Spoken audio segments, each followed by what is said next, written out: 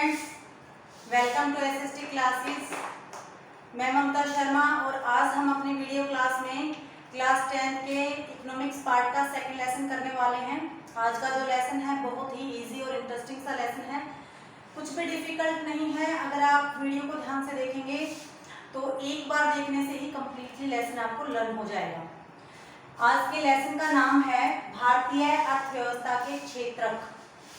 सबको पता है कि इकोनॉमिकल कंडीशन जो होती है किसी देश के लिए बहुत इंपॉर्टेंट होती है। पिछले लेसन में हम रीड आउट कर चुके हैं जो कि विकास से रिलेटेड था कि किसी देश की अर्थव्यवस्था उस देश के लिए कितना महत्व रखती है। तो यहाँ पर देश की अर्थव्यवस्था के भिन्न भिन्न क्षेत्र दिए गए हैं, उन्हीं के बारे में हम अध्ययन करेंगे कि वो क्षेत्र कौन कौन से हैं। सबसे पहले तो हम जान लेते हैं कि अर्थव्यवस्था होती क्या है। अर्थव्यवस्था का मतलब होता है जहाँ पर लोग अपनी आजीविका कमाते हैं, जहाँ पर लोगों को रिसोर्सेज प्रोवाइड होते हैं जिनसे वो अपने जीवन का निर्वाह कर सकें या जीवन जी सकें या कुछ पैसे कमा सकें। तो ये सब किसके अंदर आते हैं? अर्थव्यवस्था के अंदर। अब है आज मैंने जो मेन पॉइंट्स थे वो पहले ही यहाँ पर राइट कर लिए हैं ताकि हमारा टाइम बच जाए। तो सबसे पहला जो हमारा पॉइंट बनता है आज के लेसन के अंदर वो है क्षेत्रक, कि जो अर्थव्यवस्था के क्षेत्रक हैं वो कौन कौन से हैं। तो जो अर्थव्यवस्था के क्षेत्रक हैं उसके 3 पार्ट है। जो पहला पार्ट है वो है प्राथमिक क्षेत्रक, जो दूसरा है वो है द्वितीयक, और जो हमारा तीसरा पार्ट है वो है तृतीयक क्षेत्रक। जो क्षेत्रक है उसको 3 पार्ट्स में यहाँ पे डिवाइड किया गया है, प्राथमिक, द्वितीयक और तृतीयक क्षेत्रक। तो सबसे पहले हम जानेंगे कि प्राथमिक क्षेत्रक क्या होता है। प्राथमिक क्षेत्रक का मतलब होता है जब हम प्राकृतिक संसाधनों का प्रयोग करके, जो नेचुरल रिसोर्सेज होते हैं हमारे पास, प्राकृतिक संसाधनों का प्रयोग करके किसी वस्तु का निर्माण करते हैं तो वो क्या कहलाता है? वो कहलाता है प्राथमिक क्षेत्रक। यानी कि जो नेचुरल रिसोर्सेज है उनका यूज करके चीजों का उत्पादन करना। फिर दूसरा है द्वितीयक। अब द्वितीयक में क्या होता है? जैसे पहले में क्या था, प्राकृतिक संसाधनों का डायरेक्ट हमने यूज। अब इस क्षेत्रक में क्या होता है, गतिविधियों जो कि आर्थिक गतिविधियां होती हैं, यानी कि गतिविधियों के अंतर्गत प्राकृतिक उत्पादों के विनिर्माण प्रणाली के जरिए अन्य रूपों में उसको परिवर्तित कर देना। यानी कि जो प्राकृतिक रूप से हमारे पास जो कच्चा माल उपलब्ध होता है उनका प्रयोग करके दूसरी चीजें बना लेना ही क्या कहलाता है? द्वितीयक क्षेत्रक कहलाता है। जैसे कि हमारे पास गन्ना है, वो प्राथमिक क्षेत्रक में आ गया, और अब गन्ने का प्रयोग करके हमने उससे चीनी बना ली तो क्या कहलाएगा? द्वितीयक क्षेत्रक।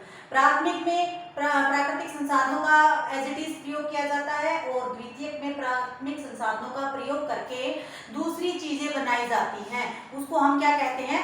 द्वितीयक क्षेत्रक कहते हैं। फिर तीसरा है हमारा तृतीयक क्षेत्रक। तो तृतीयक क्षेत्रक का मतलब होता है ये जो क्षेत्रक है ये खुद चीजों का प्रोडक्शन नहीं करता, खुद से चीजें नहीं बनाता, ये सिर्फ उनको सेवाएं प्रदान करता है। प्राथमिक क्षेत्र द्वितीय क्षेत्र के विकास के अंदर हेल्प करता है।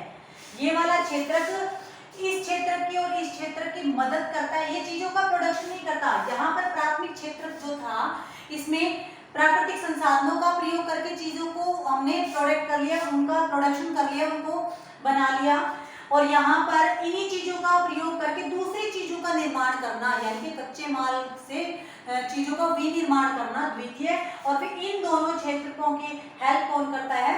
जो हमारा तृतीयक क्षेत्रक है, ये इन दोनों को सेवाएं प्रदान करता है, इनको आवश्यक जो चीजें होती हैं वो प्रोवाइड करवाता है। ये खुद चीजों का प्रोडक्शन नहीं करता, ये सिर्फ इनको सेवाएं प्रदान करता है। जो ये गतिविधियां करते हैं उसमें इनको हेल्प करता है, ये सिर्फ उनको मदद करता है। यह स्वयं उत्पादन नहीं करता है बल्कि उत्पादन के अंदर इनकी मदद करता है, जैसे कि बैंकिंग है, रेलवे है, पोस्ट ऑफिस है। अब पहले वाले का अगर एग्जांपल पूछ लिया जाए प्राथमिक में, जैसे कि कृषि है, जो खेती बाड़ी होती है वो प्राथमिक है। दूसरा अगर द्वितीयक पूछ लिया जाए, जैसे कि भवन निर्माण है, मिट्टी क्या है? प्राकृतिक संसाधन है, मिट्टी का प्रयोग करके ईंटें बनाई और ईंटों से हमने क्या बनाए? भवन बनाए, तो क्या कहलाया? ये सेकेंडरी हमारा कहलाया, द्वितीयक क्षेत्र कहलाया। फिर है तृतीयक क्षेत्र, इसमें क्या आ गया, जैसे बैंकिंग है, पोस्ट ऑफिस है, रेलवे है, ये सारे के सारे जो हमें सेवाएं प्रदान करते हैं वो सब क्या कहलाएंगे, तृतीयक क्षेत्र। तो यहाँ तक आपको समझ आ गया होगा आई होप कि क्षेत्रक होते क्या है, मतलब कौन कौन से क्षेत्रक हैं और किसके अंदर क्या चीजें आती हैं। फिर अगला हमारा जो सेकंड पॉइंट बनता है वो है जीडीपी। अब जीडीपी का मतलब क्या होता है, जीडीपी होता है सकल घरेलू उत्पाद। क्या होता है ये, सकल घरेलू उत्पाद। अब सकल घरेलू उत्पाद का मतलब क्या होता है, यह एक विशेष वर्ष के अंदर या विशेष वर्ष के दौरान एक देश के अंदर उत्पादित वस्तुओं का अंतिम मूल्य होता है। एक देश के अंदर एक वर्ष के अंदर जो चीजें उत्पादित होती हैं उन चीजों का जो अंतिम मूल्य होता है वो क्या कहलाता है, सकल घरेलू उत्पाद कहलाता है। मतलब विशेष वर्ष के अंदर एक देश के अंदर जो टोटल प्रोडक्शन हुआ है और जो टोटल उत्पादन हुआ है उनका जो अंतिम मूल्य है वो क्या कहलाया, जीडीपी, उसका जो ग्रैंड प्राइस है यानी कि सकल घरेलू उत्पाद कहलाया। तो अंतिम मूल्य मतलब जो वस्तुएं हम उत्पादित करते हैं, पहले कच्चे माल का प्रयोग किया, फिर उससे चीजों का विनिर्माण किया, चीजें बनकर तैयार हो गई, उनका जो प्राइस है, जो अमाउंट है वो तय हो गया, उसके बाद जब वो उपभोक्ताओं के पास पहुंचने के लिए वो चीज रेडी है तो उसको हम क्या कहते हैं, अंतिम मूल्य। यानी कि चीज बनकर तैयार है, बस उपभोक्ता के पास पहुंचने की देरी है, अब उपभोक्ता उसको खरीद सकता है, तो वो क्या हो गया, अंतिम उसका मूल्य। फिर अगला जो हमारा पॉइंट बनता है मोस्ट इंपोर्टेंट और बहुत इजी है, संगठित और असंगठित क्षेत्र। अब संगठित क्षेत्र क्या होता है, संगठित क्षेत्र यह वह क्षेत्र होता है जिसमें लोगों के उद्यमों या उनके जो कार्य आते हैं, जहां पर रोजगार की जो अवधि होती है वो नियमित होती है। यानी कि ये वाले जो क्षेत्र होते हैं ना, ये सरकार के अधीन होते हैं। यहाँ पर रोजगार की जो अवधि होती है वो नियमित होती है और इसके साथ साथ यह क्षेत्र सरकार के द्वारा पंजीकृत होते हैं। यहाँ पर सरकार के द्वारा बनाए गए रूल रेगुलेशन का पालन करना होता है, उनको फॉलो करते हुए चीजों का मैन्युफैक्चरिंग होती है। संगठित क्षेत्र, मैं दोबारा से रिपीट कर रही हूँ, इनके ऊपर सरकार का नियंत्रण होता है, पहली बात। दूसरी बात, ये सरकार के द्वारा पंजीकृत होते हैं। तीसरी बात, सरकार जो नियम रूल रेगुलेशंस जो बनाती है वो सारे के सारे इनको फॉलो करने होते हैं। फिर इसके अंदर जो लीव्स होती हैं, यानी कि जो छुट्टियां होती हैं, उनका प्रावधान होता है, मेडिकली सुविधाएं प्रदान की जाती हैं, जो ये सुरक्षित भी होता है। इसके अंदर जो वर्कर काम करते हैं उनकी सुरक्षा का भी उनकी सुरक्षा को भी देखा जाता है। तो संगठित क्षेत्र सीधी सी बात है, इनके ऊपर सरकार का नियंत्रण होता है, पंजीकृत होते हैं, रोजगार की अवधि नियमित होती है और इसके अंदर जो सैलरी वगैरह होती है वो भी डिसाइडेड होती है। फिर अगला है असंगठित क्षेत्र। अब असंगठित क्षेत्र क्या होते हैं, ये वे छोटी छोटी इकाइयां होती हैं जिनके ऊपर सरकार का नियंत्रण नहीं होता, ये सरकार के नियंत्रण से बाहर होती हैं, सरकार के द्वारा पंजीकृत नहीं होती हैं। यहाँ पर नियम कायदे कानून होते हैं, यानी कि रूल्स तो होते हैं लेकिन उनकी अनुपालना नहीं की जाती, यानी कि यहाँ पर अपनी मर्जी से चीजें चलाई जाती हैं। संगठित में क्या था कि सारी चीजें सरकार ने डिसाइड कर रखी है पहले से, उसी के अकॉर्डिंग होती हैं। और असंगठित में क्या है कि अपनी मर्जी से सारी चीजें चलाते हैं, इसमें सुरक्षा का प्रावधान नहीं होता है, इसमें छुट्टियों का प्रावधान नहीं होता है। अगर किसी की जैसे कि कोई बीमार है उसको कोई छुट्टी लेनी होती है तो उन चीजों का इसके अंदर प्रावधान नहीं होता, ये सुरक्षित नहीं होता है। जो असंगठित क्षेत्र होते हैं ना वो सुरक्षित नहीं होता है, जबकि संगठित क्षेत्र पूरी तरह से सुरक्षित होते हैं, ये गवर्नमेंट के द्वारा वैलिड होते हैं। और ये इनके अंदर अंतर भी पूछ लिया जाता है कई बार कि संगठित या असंगठित क्षेत्र के बीच में अंतर बताइए, तो सिंपल सी बात है, ये सरकार के द्वारा नियंत्रित है और ये सरकार के द्वारा नियंत्रित नहीं है। यहाँ पर रोजगार जो होता है वो नियमित होता है, यहाँ रोजगार नियमित नहीं होता, ये मालिक की मर्जी पे डिपेंड करता है। भाई अगर किसी उद्योग के अंदर कोई बंदा काम करता है तो ये उस पर डिपेंड करता है कि वो उसको रखे या ना रखे। ये जरूरी नहीं है कि वो आज या फिर 2-3 साल से उसके अंदर काम कर रहा है तो वो कंटिन्यूसली आगे करता ही चला जाएगा। यहाँ पर रोजगार जो होता है वो सुरक्षित नहीं होता, यहाँ पर मतलब नियमित नहीं होता। और यहाँ छुट्टी का प्रावधान होता है, इसके अंदर छुट्टी का प्रावधान नहीं होता है। इसके अंदर मेडिकली जो फैसिलिटीज होती है वो प्रोवाइड करवाई जाती हैं, और जो असंगठित क्षेत्र होता है इसके अंदर प्रोवाइड नहीं करवाई जाती हैं। अब अगला हमारा पॉइंट बन जाता है, पहला है इसके अंदर सार्वजनिक क्षेत्र।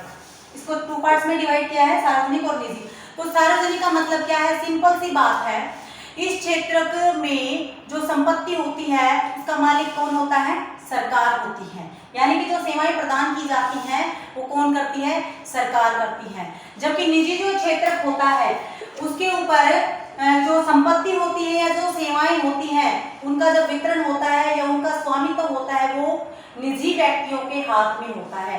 यानी कि यहाँ पर जो संपत्ति है उसकी मालिक है सरकार, यहाँ पर जो संपत्ति है उसका मालिक कोई एक व्यक्ति है। यानी कि यहाँ एक व्यक्ति का पूरी तरह से अधिकार है और यहाँ पर सरकार का अधिकार है। अब ऐसे ये चीजें आपको समझ नहीं आएंगी, इनके अंदर मैं आपको डिफरेंसेस बता देती हूँ। कई बार क्वेश्चन भी बनकर आता है, मोस्ट इंपोर्टेंट है, बहुत इजी है कि सार्वजनिक क्षेत्रक और निजी क्षेत्रक में अंतर क्या होता है। तो सबसे पहला पॉइंट बनेगा सार्वजनिक क्षेत्रक का कि यह क्षेत्रक सरकार के द्वारा संचालित होता है। कौन से वाला, सार्वजनिक वाला जो क्षेत्रक है ये सरकार के द्वारा संचालित होता है, और इस क्षेत्र का जो उद्देश्य होता है वो लोक कल्याण के लिए होता है। यानी कि इसमें लोगों को सुविधाएं देने के लिए सारी चीजें की जाती हैं। इसका मेन पर्पज जो होता है वो लोक कल्याण के लिए होता है। अब तीसरा इसके अंदर बनता है कि यह क्षेत्र लोगों को स्वास्थ्य, शिक्षा, रोजगार और उसके साथ में सुरक्षा और भोजन, स्वास्थ्य, शिक्षा, रोजगार, सुरक्षा और भोजन, ये सारी की सारी चीजें प्रोवाइड करवाता है। यानी कि सरकार के द्वारा संचालित होता है और सरकार जो जनता है उनको ये जो मूलभूत उनकी आवश्यकताएं हैं वो सारी की सारी उनको प्रोवाइड करवाती हैं। अब दूसरी तरफ है निजी क्षेत्र। अब निजी क्षेत्र क्या होता है, इसका उद्देश्य होता है, सबसे पहली बात कि इस क्षेत्र का उद्देश्य है लाभ को अर्जित करना। दूसरा है ये जो क्षेत्रक है इसके अंदर जैसे कि प्राइवेट कंपनीज होती हैं, किसी एक व्यक्ति का, किसी एक ट्रस्ट का इसके ऊपर अधिकार हो जाता है। फॉर एग्जांपल जैसे कि रिलायंस है या टिस्को है, किसी मतलब एक व्यक्ति की कोई कंपनी या उद्योग स्थापित हो जाना। फिर इसके अंदर क्या आता है कि जो मालिक होता है वो अपनी मर्जी से अपने जो उसने उद्योग बनाया है या जो कंपनी फैक्ट्री जो भी कुछ बनाया है वो सारे की सारी वो अपनी मर्जी से चलाता है। इसके अंदर सरकार का कोई हस्तक्षेप नहीं होता, ये खुद अपने नियम बनाते हैं, खुद सारी चीजें डिसाइड करते हैं, और इसके अंदर जो वर्कर होते हैं, काम करने वाले होते हैं, उनको वो सारी चीजें फॉलो करनी पड़ती हैं। अब इनके अंदर अंतर पूछ लिया जाए तो सबसे पहला जो सार्वजनिक क्षेत्रक है इसमें क्या होता है कि जो यह सरकार के द्वारा संचालित होता है ये सरकार के द्वारा संचालित नहीं होता, यानी कि कुछ लोगों के द्वारा संचालित होता है। दूसरा इसका पॉइंट क्या बनेगा कि यह लोगों को मूलभूत आवश्यकताएं उपलब्ध करवाता है। यह क्षेत्र मूलभूत आवश्यकताएं उपलब्ध नहीं करवाता क्योंकि इसका मेन पर्पज सिर्फ पैसा कमाना है, लाभ अर्जित करना है। फिर जो सार्वजनिक क्षेत्रक है इसके अंदर इसकी जो मुख्य भावना है वो लोगों के कल्याण से रिलेटेड है, यानी कि इनको सिर्फ लोगों के कल्याण से मतलब है, लेकिन इसमें ऐसा कुछ नहीं होता।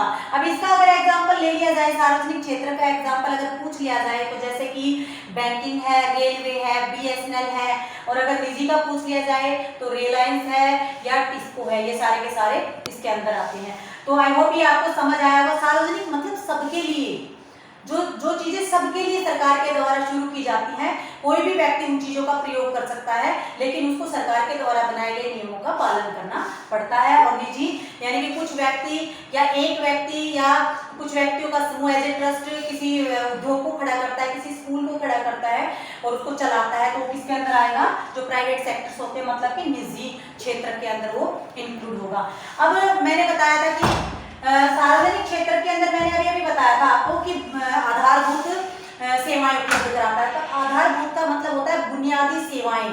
बुनियादी मतलब वे चीजें जिनकी हमें रिक्वायरमेंट होती ही है, वो चीजें हमें मिलनी ही चाहिए। फॉर एग्जाम्पल जैसे कि अस्पताल है, पोस्ट ऑफिस है, बैंक है, या रक्षा संबंधित चीजें होती हैं, या पुलिस स्टेशन है, या फिर जो यात्राएं होती हैं, चाहे वो देश से संबंधित हो या विदेशी यात्राएं हो, यानी कि जो एरोप्लेन होता है या ट्रेन वगैरह जो चलती हैं, तो ये सारी चीजें किसके अंदर इंक्लूड होती हैं? ये सारी की सारी चीजें जो हमारी आधारभूत आवश्यकताएं हैं, हमारी बुनियादी जो हमारी रिक्वायरमेंट्स हैं, ये सारी उसके अंदर इंक्लूड होती हैं। मतलब मैंने अभी उसके अंदर बताया था कि ये हमारी आधारभूत आवश्यकताओं को पूरा करता है, तो आपको ये पता भी होना चाहिए कि हमारी आधारभूत आवश्यकताएं होती क्या हैं। फिर अगला जो हमारा पॉइंट बनता है मध्यवर्ती वस्तु। मध्यवर्ती वस्तु क्या होती है? पहले मैंने बताया था कि प्राथमिक वस्तुएं क्या होती हैं, यानी कि जो नेचुरली जो चीजें हमें मिली हुई होती हैं, जैसे कि मिट्टी है, पर्वत, पहाड़, नदियां, जो चीजें हैं वो सारी उनका प्रयोग करके हम चीजों का उत्पादन करते हैं, बनाते हैं चीजें, वो उसके अंदर आती हैं। तो मध्यवर्ती क्या होती है? इन वस्तुओं का प्रयोग कच्चे माल के रूप में, इन वस्तुओं का प्रयोग कच्चे माल के रूप में दूसरी वस्तुओं का उपयोग करने के लिए किया जाता है। मतलब कि जो वस्तुएं होती हैं, इनके पास कच्चे माल के रूप में जो वस्तुएं होती हैं उनका प्रयोग करके और ये दूसरी चीजें बनाते हैं, और वो चीजें जब बनकर पूरी तरह से तैयार होती हैं तो उनका अंतिम मूल्य डिसाइड होता है, और उसके बाद में वो चीजें जो उपभोक्ता होते हैं उन तक वो चीजें पहुंचा दी जाती हैं। तो ये क्या होती है?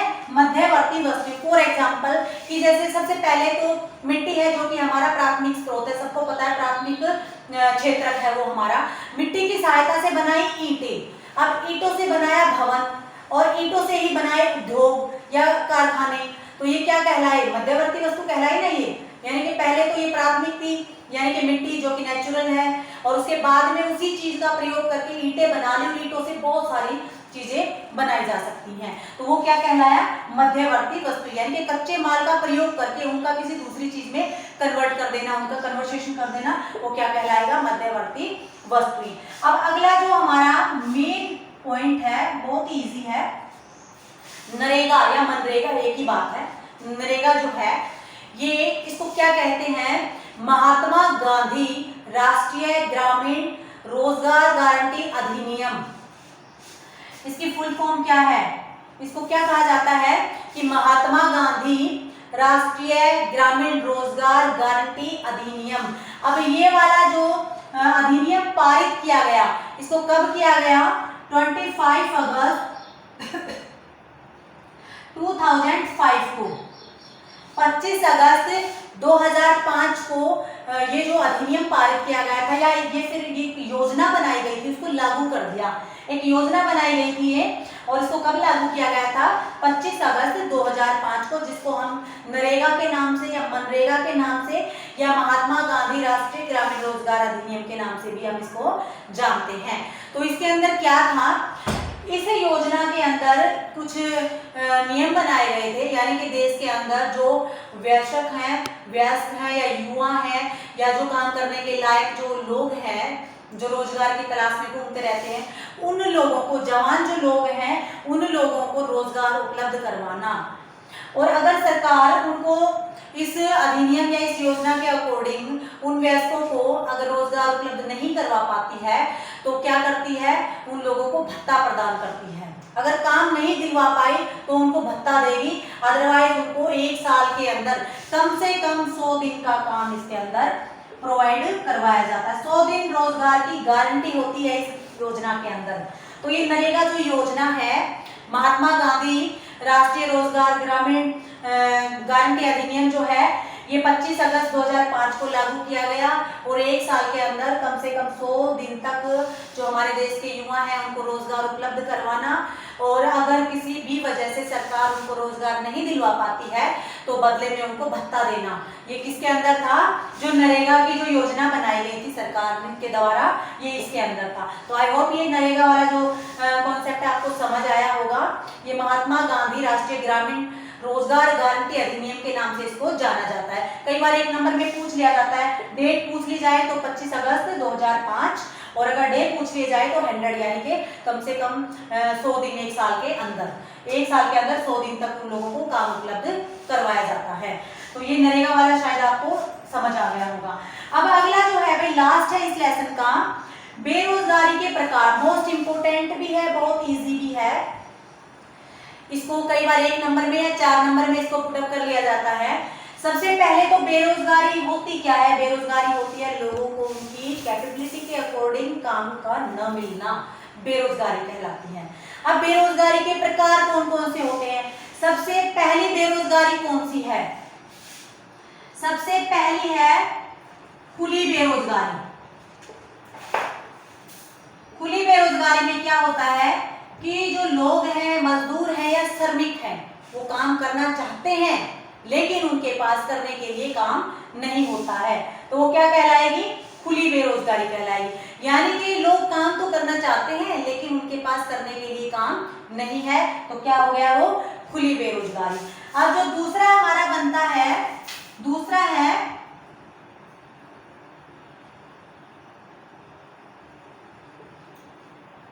प्रच्छन्न बेरोजगारी। अब ये प्रच्छन्न बेरोजगारी क्या होती है? इससे प्रच्छन्न बेरोजगारी में, इस बेरोजगारी के अंदर क्या होता है कि व्यक्ति काम करते हुए दिखाई तो देता है लेकिन एक्चुअल में उसके पास कोई काम नहीं होता। मान लिया कोई एक काम है जिसके अंदर किसी उद्योग के अंदर बहुत सारे लोग एक साथ में लगे हुए हैं, लेकिन उसमें से अगर कुछ लोगों को हटा दिया जाए तो कुछ खास प्रभाव उसके ऊपर नहीं पड़ता। या फॉर एग्जांपल, इसका बेस्ट एग्जांपल है कि कृषि। अब कृषि एक ऐसा कार्य है जिसके अंदर बहुत सारे लोग खेतों में काम करते हैं, लगे हुए होते हैं, लेकिन अगर उनमें से कुछ लोग काम करना बंद कर देते हैं तो काम के ऊपर कोई प्रभाव नहीं पड़ता है। यानी कि अगर कुछ लोग काम करना बंद कर देते हैं तो जो काम उन्होंने शुरू कर रखा है उस काम के ऊपर कोई विशेष प्रकार का प्रभाव नहीं पड़ता, तो वो क्या कहलाएगी? प्रच्छन्न बेरोजगारी कहलाएगी। यानी कि एक ही काम के अंदर बहुत सारे लोग लगे हुए होते हैं और अगर कुछ लोग काम करना बंद कर देते हैं तो जो काम उन्होंने शुरू कर रखा है उस काम के ऊपर कोई विशेष प्रभाव नहीं पड़ता, वो क्या कहलाती है? प्रच्छन्न बेरोजगारी कहलाती है। अब अगला जो पॉइंट बनता है, थर्ड वाला पॉइंट है मौसमी बेरोजगारी।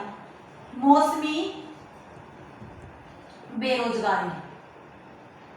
अब मौसमी का मतलब क्या होता है कि मौसम के अकॉर्डिंग काम मिलना।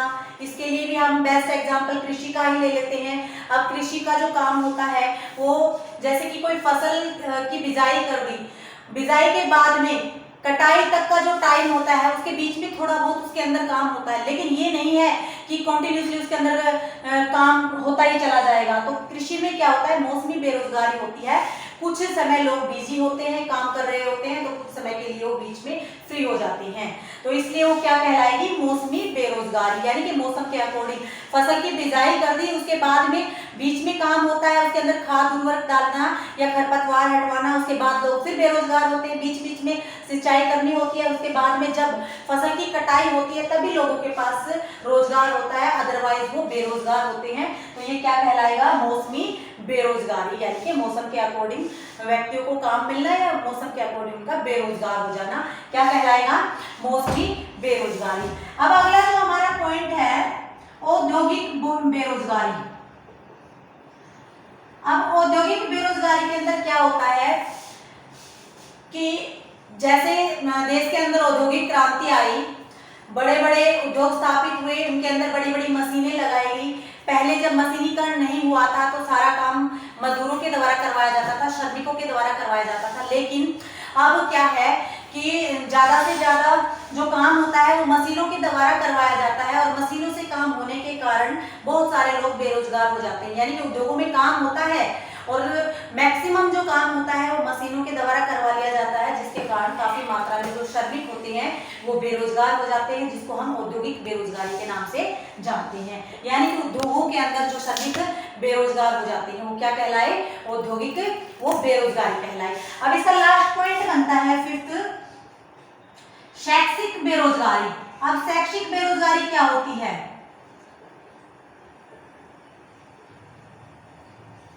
शैक्षिक बेरोजगारी में क्या होता है कि लोग शिक्षित होते हैं, लोग शिक्षित होते हैं लेकिन उनको अपनी कैपेबिलिटी के अकॉर्डिंग कोई रोजगार नहीं मिलता।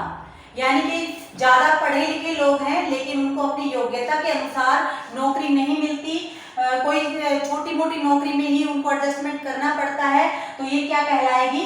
शैक्षिक बेरोजगारी कहलाएगी। मतलब लोग शिक्षित तो हैं, शिक्षित हैं लेकिन अपनी योग्यता के अकॉर्डिंग उनके पास में जॉब नहीं है, वो क्या कहलाएगी? शैक्षिक बेरोजगारी। अब इसके अंदर एक और भी बनता है पॉइंट, संघर्षात्मक बेरोजगारी क्या होती है, यानी कि संघर्षशील बेरोजगारी क्या होती है। सपोज कीजिए कि कोई व्यक्ति कहीं पर जॉब कर रहा है और इस दौरान उसको लगता है कि भाई मैं इस जॉब के लायक नहीं हूँ, मुझे कोई दूसरी जॉब, अच्छी जॉब जो मेरी योग्यता के अकॉर्डिंग हो, मुझे वो जॉब करनी है। अब पहले वो अपनी योग्यता के अनुरूप काम नहीं कर रहा है, कोई छोटी मोटी किसी जॉब में लगा हुआ है, लेकिन इसके साथ साथ में वो किसी बड़ी जॉब के लिए तैयारी भी कर रहा है, और वो जॉब मिलने तक का जो टाइम है, यानी कि एक जॉब से दूसरी जॉब को पकड़ने के बीच का जो टाइम है, उसको हम क्या कहते हैं, संघर्षात्मक बेरोजगारी कहते हैं। यानी कि किसी चीज को अचीव करने के लिए जो संघर्ष किया जाता है, जो स्ट्रगल किया जाता है, वो क्या कहलाता है, संघर्षात्मक बेरोजगारी। तो आज का जो लेसन था बहुत ही इजी लेसन था। आई होप आपको सारा समझ आ गया होगा कि भारतीय अर्थव्यवस्था के क्षेत्रक, यानी कि जो देश की इकोनॉमिकल कंडीशन होती है, ये पूरा का पूरा जो लेसन है उसी के ऊपर बेस्ड है। सबसे पहले कि क्षेत्रक क्या होते हैं। क्षेत्रक को 3 भागों में डिवाइड किया गया था, प्राथमिक, द्वितीय और तृतीयक, फिर जीडीपी, फिर संगठित और असंगठित क्षेत्रक, फिर सार्वजनिक और निजी क्षेत्रक, उसके बाद में मध्यवर्ती वस्तु, नरेगा और बेरोजगारी के प्रकार। इस लेसन के अंदर से हमेशा क्वेश्चन पुटअप होते हैं। बहुत इजी लेसन है, कुछ भी ऐसा नहीं है जो आपको याद नहीं होगा। अगर ध्यान से आप एक बार इस वीडियो को देखोगे ना, तो आपको ये कम्प्लीटली लर्न हो जाएगा। आई होप कि आपको अच्छे से ये समझ आया होगा, आपको पसंद आया होगा। मिलते हैं अपनी नेक्स्ट वीडियो में कोई अच्छा सा बढ़िया सा टॉपिक लेके। तब तक के लिए जय श्री श्याम, सी यू।